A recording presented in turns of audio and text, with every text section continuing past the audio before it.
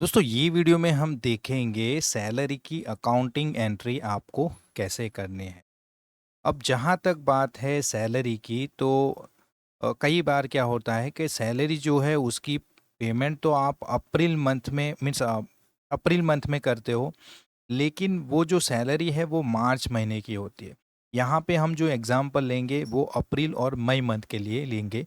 मतलब April month की जो सैलरी है वो मई में पे की जाती है, लेकिन अप्रैल में उसकी बुकिंग करनी पड़ती है। और वो बुकिंग करने के लिए हमें एक और लेजर पे काम करना पड़ता है और उसे बोलते हैं सैलरी पेएबल। अब ये कैसे होता है तो थोड़े प्रैक्टिकल वे में समझोगे तो आपको पता चल जाएगा। तो उसके लिए आप पहले तो अकाउंटिंग वाउचर पे जाओगे और आपको सैलरी पेएबल वाली एंट्री करनी पड़ेगी। क्यों करनी है, कैसे करनी है और किस लिए किया जाता है, मीन्स वो सारी चीज़ें अभी आपको समझ में आएगी। तो समझ लीजिए कि आपकी मई की जो सैलरी है उसका बुकिंग आपको करना पड़ेगा अप्रैल में। ओके, तो उसके लिए क्या करोगे आप, पहले तो डेट चेंज करेंगे और ये जो एंट्री होगी वो एंट्री पहले तो वाउचर कौन सा यूज़ करना है, तो उसके लिए हम जर्नल वाउचर यूज़ करेंगे क्योंकि यहाँ पे हम दो लेजर पे काम करने वाले हैं, एक सैलरी और सैलरी पेएबल, और दोनों में किसी में भी बैंक या कैश का ट्रांजैक्शन नहीं है। तो वो वाले केस में हम F7 जनरल वाउचर में एंट्री करेंगे और डेबिट करेंगे हम सैलरी। डेबिट करने से पहले हम डेट चेंज करेंगे और सपोज़ आज जो डेट है वो 30/4 है। हम अप्रैल महीने की जो सैलरी है उसे बुक करेंगे और उसका पेमेंट करेंगे मई में। तो अप्रैल की सैलरी पहले बुक करनी है। क्यों करनी है तो वो मैं प्रॉफिट एंड लॉस और बैलेंस शीट में पे आपको बताऊंगा कि ये कैसे काम करता है। देखिए 30/4 तारीख हो गई। हम अब अप्रैल की जो सैलरी है उसको हम बुक करेंगे पहले, क्योंकि अभी मिली नहीं है, वो मिलेगी हमें मई में मिलने वाली है, तो वो भी एंट्री करेंगे अभी। तो बुक करेंगे सैलरी को। आपको सैलरी का अकाउंट क्रिएट करना है। जहाँ तक बात है सैलरी की तो वो रहती है आपकी इनडायरेक्ट एक्सपेंस के, उसका रहेगा डायरेक्ट एक्सपेंस। तो सैलरी सपोज आपकी हो गई 20,000। ओके, तो डेबिट हो गई। अब सैलरी पेएबल का जो अकाउंट है वो क्रिएट करेंगे हम। ओके, और उसका जो ग्रुप रहेगा वो रहेगा करंट लायबिलिटी, वो भी हमने क्रिएट कर लिया। तो सैलरी पेएबल भी हम डाल देंगे 20,000।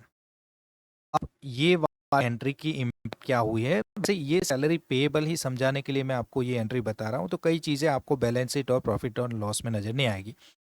चलिए पहले तो हम प्रॉफिट एंड लॉस अकाउंट में जाएंगे और वहाँ पे हम देखेंगे। तो देखिए अप्रैल मंथ 1 अप्रैल से लेके 30 मार्च तक का यहाँ पे डेटा, तो अप्रैल की सैलरी की यहाँ पे बुकिंग हो गई।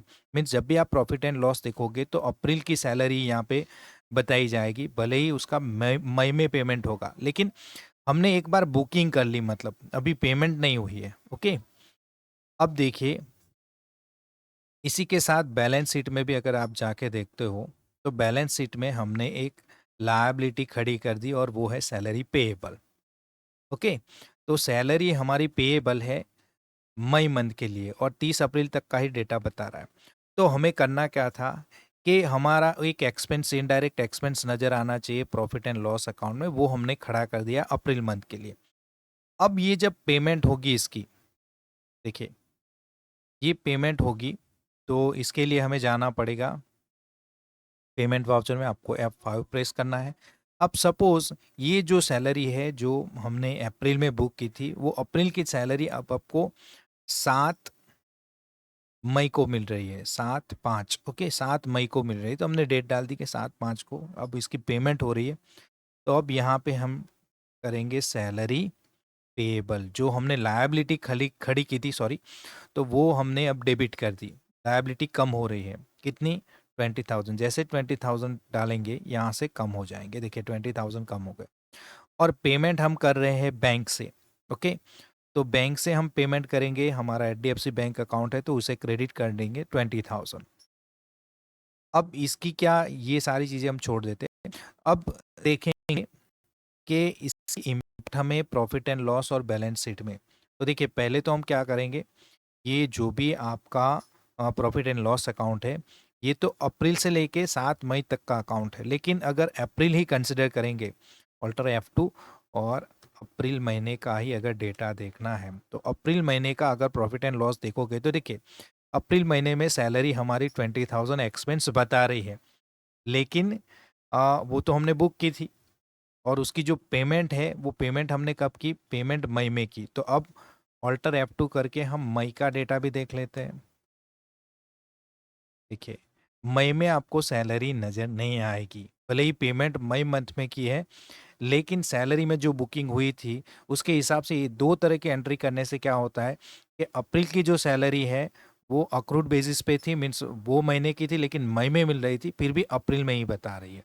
ओके, तो वो एक्सपेंस वहाँ पे ही दिखा रहा है और मई में आप देख रहे हो वो एक्सपेंस नज़र नहीं आ रहा है। अब बैलेंस शीट में भी अगर आप देख लो तो बैलेंस शीट में हम ले लेते हैं अप्रैल का डेटा ले लेते हैं पहले। ओके, अल्टर F2,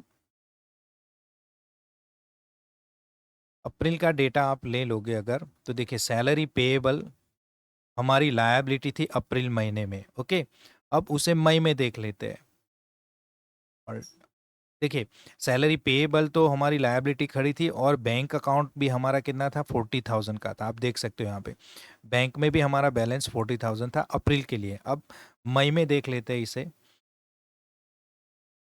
या अप्रैल टू मई। ओके, अब तो पूरा ही देखना है हमें।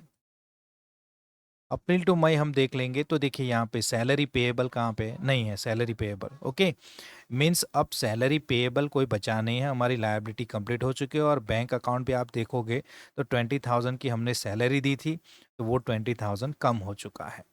तो इस तरह से एक प्रॉपर एंट्री होती है और अकाउंटिंग मिसमैचेस के चांसेस कम हो जाते हैं। तो इस तरह से आपको सैलरी की जब भी पेमेंट करनी है और अगले महीने में पेमेंट करनी है तो ये महीने में उसको बुक करना है पहले तो सैलरी पेएबल का अकाउंट क्रिएट करके, और देन नेक्स्ट मंथ में वो सैलरी पेएबल को आप डेबिट कर दोगे तो अपने हिसाब से ही वो अकाउंटिंग मिसमैच नहीं होगा और प्रॉफिट एंड लॉस और बैलेंस शीट भी प्रॉपरली मैच करेगी और आपके लिए भी ये ज़्यादा सूटेबल रहेगा। तो ये थी एंट्री, सैलरी का अकाउंटिंग एंट्री कैसे करते हैं वो। आई होप कि आपको वीडियो पसंद आई होगी। अगर वीडियो पसंद आई तो प्लीज़ वीडियो को लाइक करें, शेयर करें और चैनल को ज़रूर से सब्सक्राइब करें। Thank you so much.